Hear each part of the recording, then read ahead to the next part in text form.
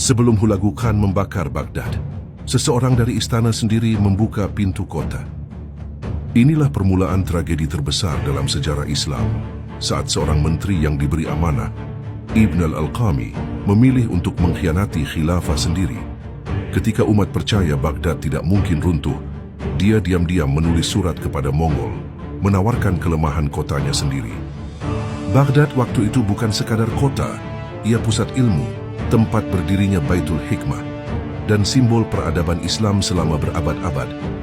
Namun di dalam istana, khilafah semakin lemah, dihimpit perebutan kuasa dan penasihat yang menipu khalifah dengan laporan palsu. Ibn al-Alqami menggunakan helah halus. Dia mengurangkan jumlah tentera Abbasiyah atas alasan belanja negara. Tetapi hakikatnya, dia sedang memastikan Baghdad tidak mampu melawan jika Mongol menyerang. Khalifah Al-Musta'sim yang tidak peka dengan tipu muslihat ini hanya menurut. Di seberang padang rumput Asia Tengah, Hulagu Khan, cucu Genghis Khan, menerima laporan itu dengan kegembiraan. Dia memang ditugaskan untuk memusnahkan Daulah Abbasiyah. Tetapi apa yang lebih memudahkan misinya ialah hakikat bahawa ada orang dalam istana sendiri yang membukakan laluan. Hulagu bergerak dengan strategi yang tidak pernah dilakukan musuh Islam sebelumnya.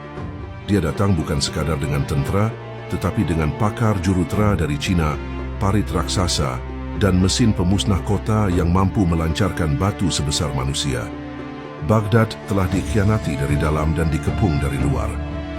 Ketika tentera Mongol tiba di pintu Baghdad, Ibn al-Alqami bertindak seolah-olah menjadi penyambut tetamu.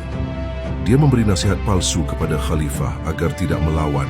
Kononnya Mongol hanya mahu berunding. Padahal dia tahu, Hulagu tidak pernah datang untuk berbicara, tetapi untuk memusnahkan. Saat tembok Baghdad ditembusi, tragedi sebenar bermula. Sungai Tigris bertukar menjadi hitam oleh dakwat buku-buku ilmu yang dibuang ke sungai. Perpustakaan terbesar dunia waktu itu lenyap dalam satu hari. Para ulama, ilmuwan dan rakyat biasa dibunuh tanpa belas.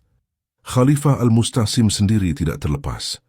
Dia ditangkap, dihina dan akhirnya dibunuh dengan cara yang memutuskan zaman kegemilangan Abbasiyah. Hulagu mahu memastikan umat Islam trauma selama generasi dan kejatuhan Baghdad dijadikan simbol kehebatan Mongol.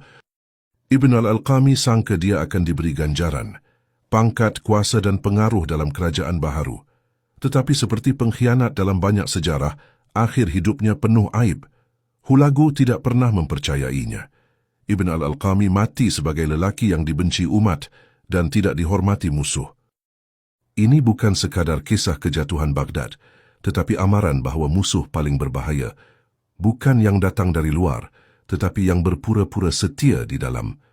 Jika kau mahu tahu bagaimana dunia Islam bangkit semula selepas tragedi ini, nantikan episod seterusnya dari Sejarah Gelap yang Dunia Cuba Lupakan.